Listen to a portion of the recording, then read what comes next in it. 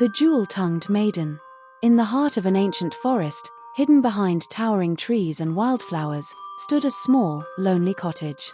A bitter widow lived there with her 2 daughters.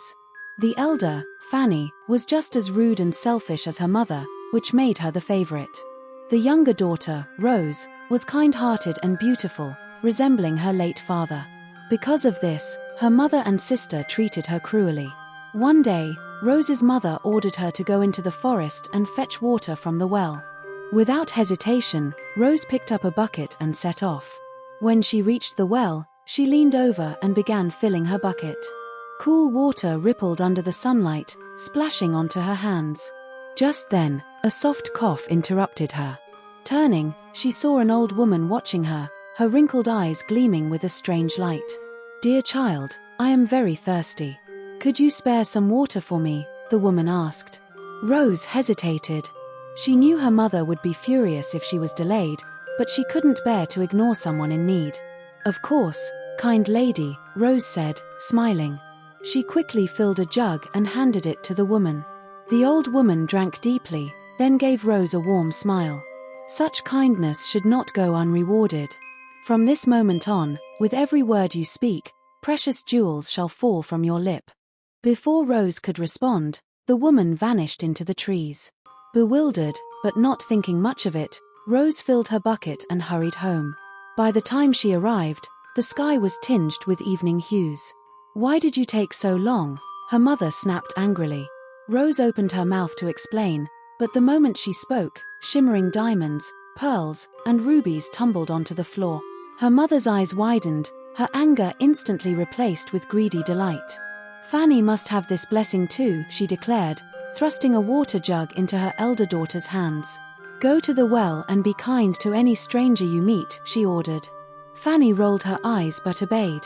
She made her way to the well, grumbling all the while.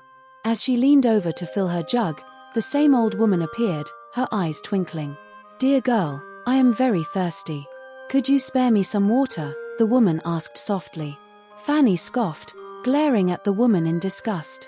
"Get your own water, old woman. I'm not your servant," she snapped. Without another word, she snatched up her jug and stomped off. The old woman's kind expression darkened. "You have a cruel heart," she declared, her voice sharp as the wind. "For your selfishness, you shall be cursed whenever you speak. Venomous toads and snakes shall fall from your mouth."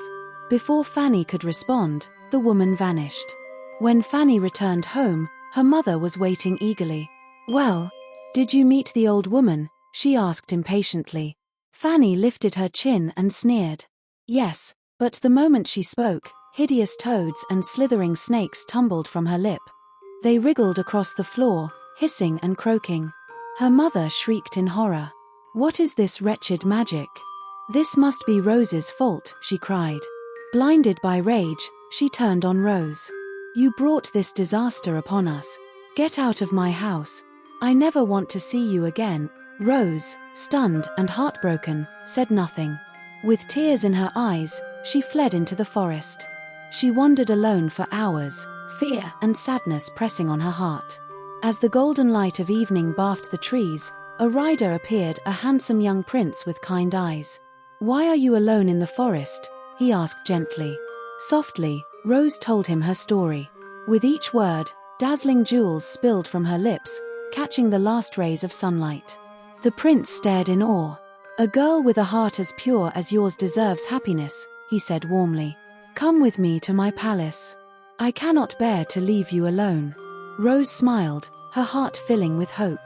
She took the prince's hand, and together they rode to his kingdom.